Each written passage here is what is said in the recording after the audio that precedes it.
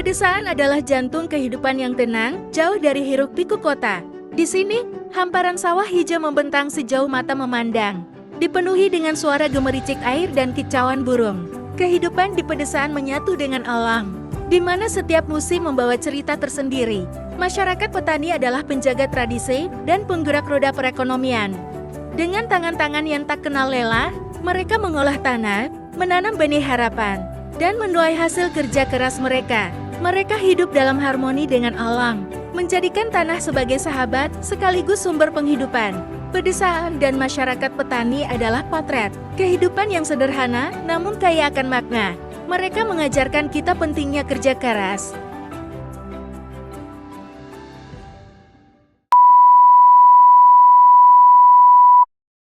Assalamualaikum warahmatullahi wabarakatuh. Perkenalkan, kami dari kelompok 6 yang akan membahas tentang sosiologi masyarakat pertanian di Desa Candijati. Ya, pertama-tama mari kita perkenalan terlebih dahulu. Perkenalkan, nama saya Muhammad Aga Indra Junarta, NIM akhir 1081, dan ada rekan saya di sini. Saya Amis Barik dengan NIM akhir 1031. Dan satu lagi. Saya Dimas Teguh Zaki dengan NIM akhir 1076. Ya, itu dari pengenalan dari kelompok kami. Mungkin kita langsung saja ke video pembahasan tentang sosiologi pertanian di Desa Candijati. Let's go.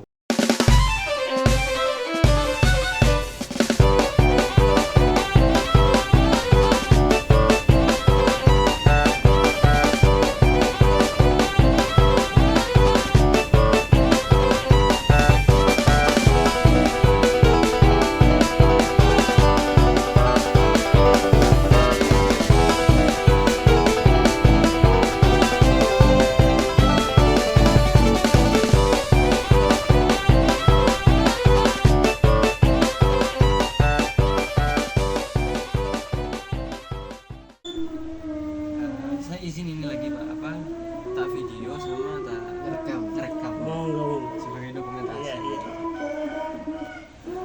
Ini Pak,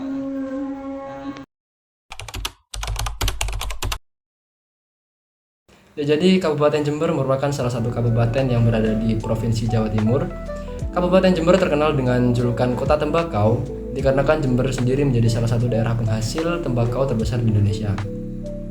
Mayoritas masyarakat Kabupaten Jember bermata pencaharian sebagai petani, khususnya yakni petani tembakau. Lokasi atau lahan pertanian komoditas tembakau terpencar di tiap-tiap daerahnya, utamanya pada daerah pedesaan. Masyarakat petani yang ada di desa tentunya sudah melakukan kegiatan bertani secara turun-temurun, seperti salah satunya yakni yang terdapat pada Desa Candijati, Kecamatan Arjasa, yang juga menjadi salah satu pemasok tembakau di Kabupaten Jember. Topik mengenai perubahan sosial utamanya pada masyarakat pertanian menjadi suatu hal yang perlu diperhatikan dan penting untuk diamati. Perubahan sosial tentunya akan selalu menjadi seiring dengan berkembangnya zaman. Adanya suatu perubahan sosial ini pastinya memiliki pengaruh terhadap kehidupan suatu masyarakat. Pentingnya untuk mengamati perubahan sosial yang terjadi pada suatu masyarakat, utamanya pada masyarakat pertanian, yakni dikarenakan sektor pertanian sendiri memiliki peranan yang sangat penting bagi ketahanan pangan, pembangunan ekonomi, dan keberlanjutan sosial. Ya, salah satu contoh dampak adanya suatu perubahan sosial ini yaitu peralihan pekerjaan dari pertanian ke sektor lain, yang mana hal tersebut dapat mempengaruhi pola produksi, distribusi, dan konsumsi pangan yang pada akhirnya akan mengancam produktivitas pertanian dan ketahanan pangan itu sendiri. Adanya urgensi dari pengaruh perubahan sosial pada masyarakat pertanian tersebut, maka menjadi penting untuk dilakukan sebuah pengamatan yang ditujukan kepada petani, khususnya yang ada di Desa Candijati, Kecamatan Arjasa, Kabupaten Jember. Kelompok kami menggunakan metode pengamatan berupa wawancara langsung kepada narasumber maupun petani.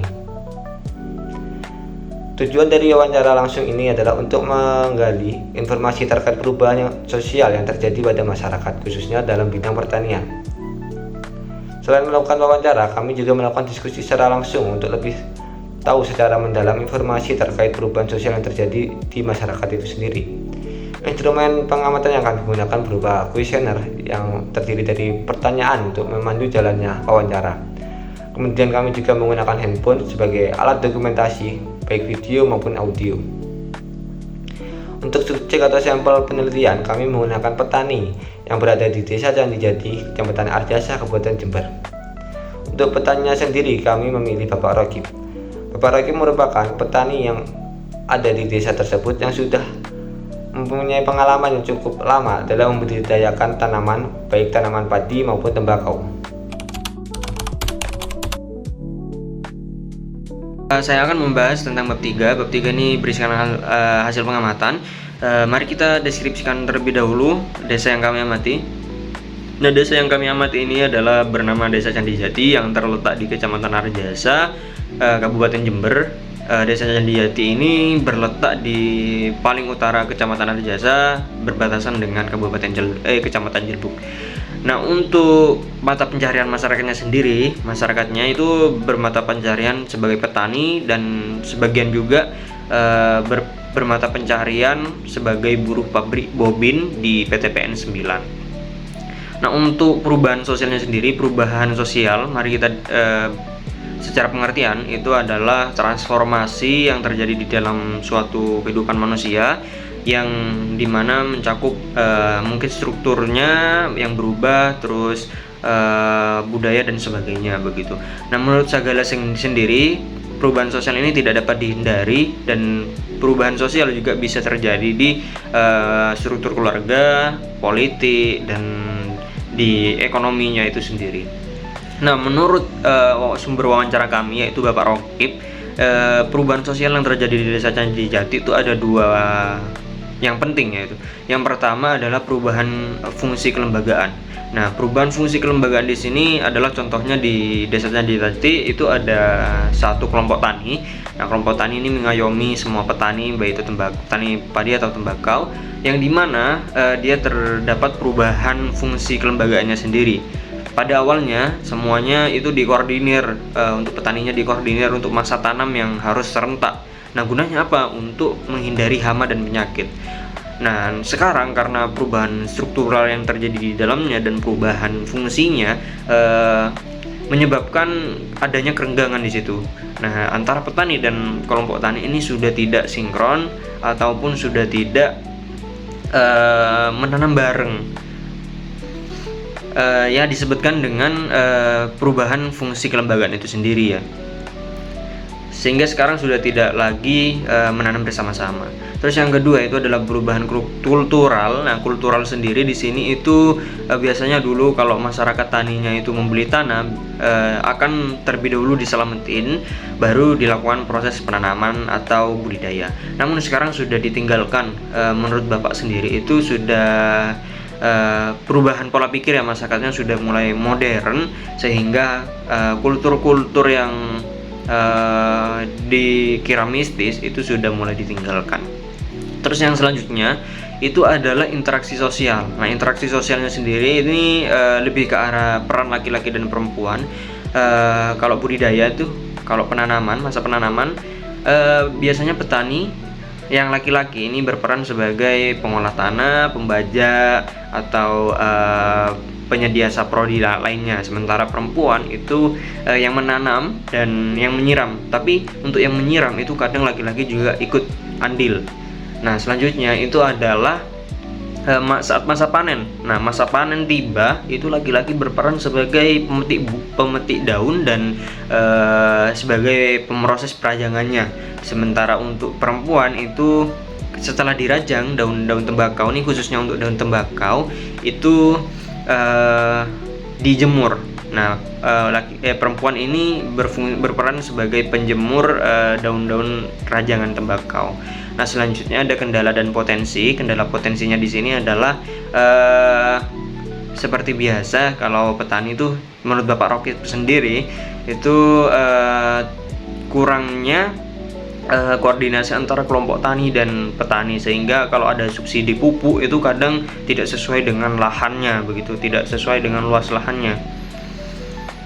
Nah, ini itu adalah kendala yang cukup potensial ya. Biasanya subsidi pupuk itu dirasakan tepat sasaran, tetapi dianulir pada Desa Candi Jati ini kelompok taninya itu tidak tepat sasaran begitu, dan kuantitasnya juga tidak sesuai dengan luas lahan.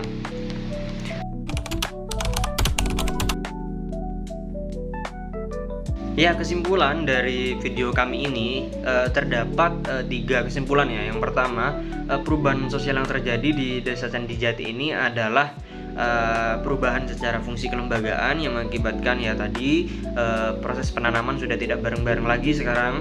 Terus yang kedua, interaksi sosial itu yang terjadi antara laki-laki dan perempuan pembagiannya cukup adil ya. Saat masa tanam, laki-laki sebagai penyedia saprodi dan perempuan itu sebagai yang nanam dan yang nyiram. Tapi terkadang juga laki-laki juga ikut andil dalam penanaman dan penyiraman itu ya. Terus saat masa panen ya laki-laki berperan untuk memeti, khususnya tembakau, memeti daunnya dan merajangan, dan untuk perempuan itu yang menjemur. Terus yang ketiga itu kendalanya. Nah, kendalanya di sini tuh yang dihadapi para petani di Desa Candi Jati itu adalah perubahan fungsi kelompok taninya yang menyebabkan penyaluran pupuk itu tidak sesuai dengan tepat sasaran. Nah, begitu ya. Rekomendasi dari kami itu adalah pemerintah daerah khususnya ya itu harus ada atau membentuk badan pengawasnya, itu harusnya mulai menindaklanjuti mekanisme penyaluran pupuk ini ya. Terus ya diawasi secara berkala agar petani tidak menghadapi kendala yang cukup berarti dalam budidayanya begitu. Yap, mungkin itu saja video dari kami.